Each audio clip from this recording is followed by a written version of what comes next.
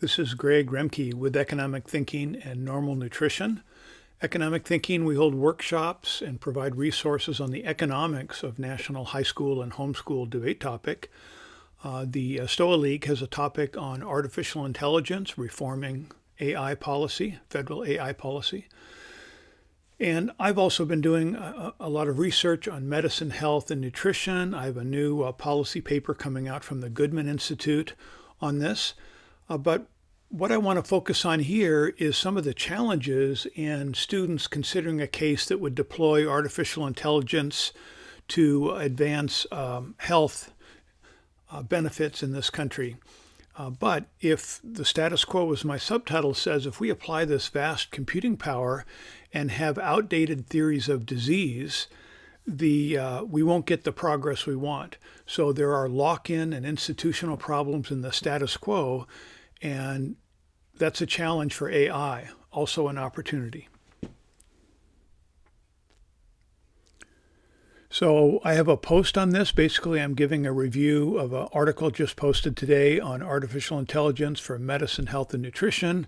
So you can follow the link to see that. It's on economic thinking, and you can click on either the artificial intelligence subhead or the nutrition public health. And one of the books I draw from and I've posted on earlier is The AI Delusion by Gary Smith, because what he does is looks at some of the systematic problems with the way AI is used as sort of the phrase as a promotion, to sell stock or advance products, and some of the things that go wrong using AI in finance as well as healthcare, as well as other areas. Also, I discuss in this what I'm doing now and in the article, the work by Andrew Trask, a former homeschool debater from Memphis, who is involved, a researcher with Google's DeepMind, and also runs OpenMind and other projects. And then I recommend the Gaming AI, the George Gilder book that you can download for free from the Mind Matters. Okay, so OpenMind, privacy-preserving AI. I talk about this in earlier posts and articles, but I want to reference this in the discussion here on challenges with AI. In his presentations that you can watch online, Andrew talks about the importance of gathering data and using machine learning to try and find connections between diseases and drugs and environmental factors. However, this information is protected by privacy laws, and so you need to have some sort of a privacy-preserving AI that can reach into protected databases, analyze things, and just send out the results, not compromise any private data. And so one of the reasons there isn't more of that research on healthcare is because it's so expensive and difficult to get access to these data sets. So he talks about that at OpenMind. You can read more about that and the discussion that he has, and I just wanted to reference that. And but come back with a separate challenge. Now, Andrew in his presentation talks about cancer, and what if we could look for all these relationships that might give us insight into what causes cancer?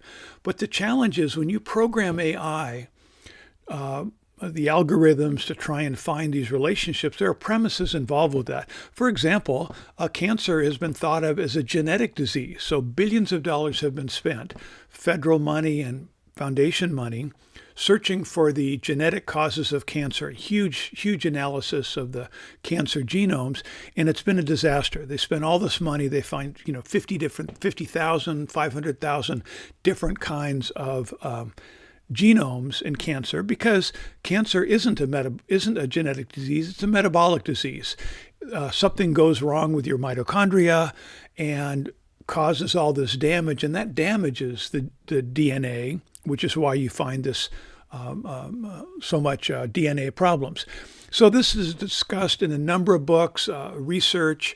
You can read about this, Tripping Over the Truth, which basically goes through the history of research with cancer and how, the metabolic stuff was sort of dropped when the DNA research came out. So Otto Warburg, a century ago, said, look, what you find in cancer is that there metabolizing glucose.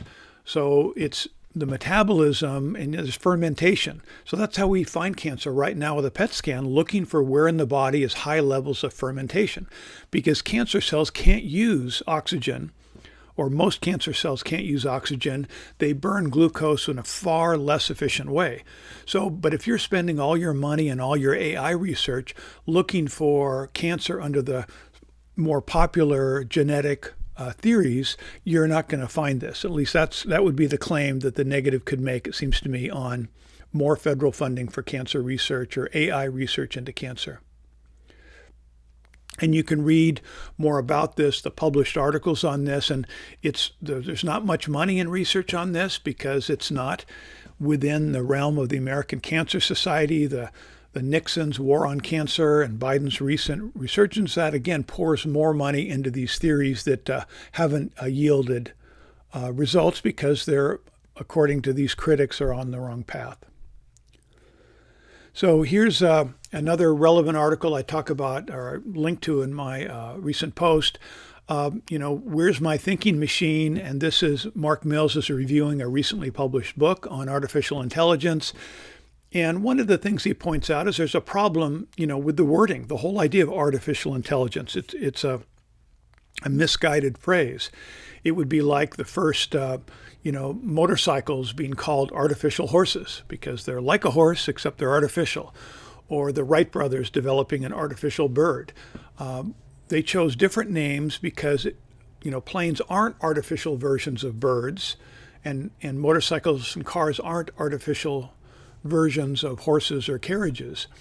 And similarly, the machine learning algorithms really shouldn't be called artificial intelligence because it's not like intelligence. Instead, it's, machine learning. And so understanding those terms and getting that straightened out helps. So you can read more about that. Mark Mills. Now, the article's in the Wall Street Journal, which might be gated. You can find it on the Manhattan Institute. I've got the links there. And also, I just saw, as I looked today, he's got another article on robots and, of course, AI just published today on the Manhattan Institute. So I recommend all his articles on technology. They're fantastic. So again, the AI Delusion, more on the AI Delusion is an interview with the author on Mind Matters AI, and part of it looks particularly at Watson, which is the IBM AI device and or technology, and it was applied to medicine. The idea is we're going to figure out all these things by examining 50 billion, medical records, and it's been a complete flop, as it was with accounting for H&R Block, it turns out. And the problem is these AI systems, they can do amazing things, but they're not intelligent, so they can't figure things out. And there's fun stories on this, but it's also dangerous if you're using AI, for military, for finance, or for medicine. You've got to understand the constraints that are in what's called artificial intelligence. So discussed in the article I posted recently on a presentation by Dr. John Campbell, who reviews recent medical research related to COVID, the pandemic, and lockdown. And in a recent post, he looked particularly at studies of vitamin D. And again, if you're looking, let's say you're using AI to look for the cause of COVID. Okay, so you search all these things, but here we find just with a straightforward study, you find like an 80 or 90% reduction of severe or critical COVID just by having vitamin D, adequate vitamin D. This study from Israel, people with low vitamin D way more likely to catch COVID and to have severe symptoms. So 14 times more likely if you've got patients with low vitamin D. So, let me go back to that. So the question is, if you have this big AI system looking for sources of COVID, is vitamin D going to be part of the search? And how's that going to work? And could we learn from this and use AI to look for vitamin D and maybe other things that are linked to vitamin D or that are linked to COVID and vitamin D? So just ending. Postcritical of AI.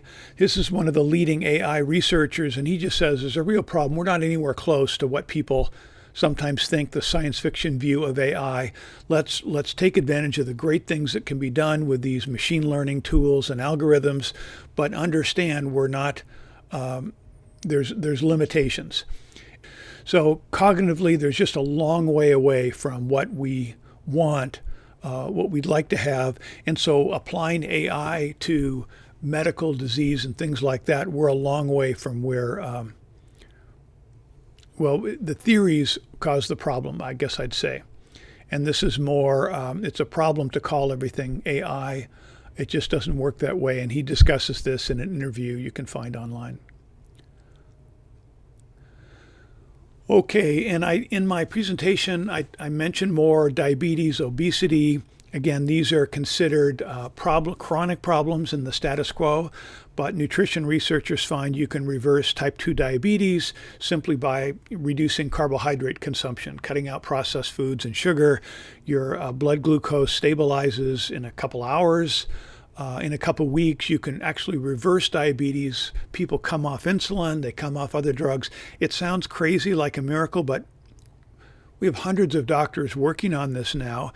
And yet the status quo, the American Diabetes Association has been, until they had somebody who's president who was a type 2 diabetic who put their diabetes into remission with dietary changes. That was the first time the organization acknowledged it, even though researchers have known this for decades. So there are real problems with lock-in in the status quo, believing that cancer is a genetic disease, believing diabetes is a chronic condition and should be, treated with low-fat diets when that doesn't work for most people. There's lots more on this. Dementia as type 3 diabetes. Well, maybe you treat that with diet as well. So much research, but more money into federally funded or state-funded AI projects is going to put the money into the hands of the people in charge of current research, which is, in a sense, slowing progress because the nutritional intervention proposals can't get funding. They're not considered, and doctors can get in trouble even for suggesting people who are obese just cut carbohydrates, or type 2 diabetics cut carbohydrates. It's not in the standard federal guidelines. They have to push the federal dietary guidelines. Okay, and these are other places you can find more. Our Normal Nutrition podcasts on Podbean, our YouTube videos there, and also in Normal Nutrition Substack page. And of course, we have them here on Economic Thinking in both the AI and the nutrition public health section. Thank you for listening.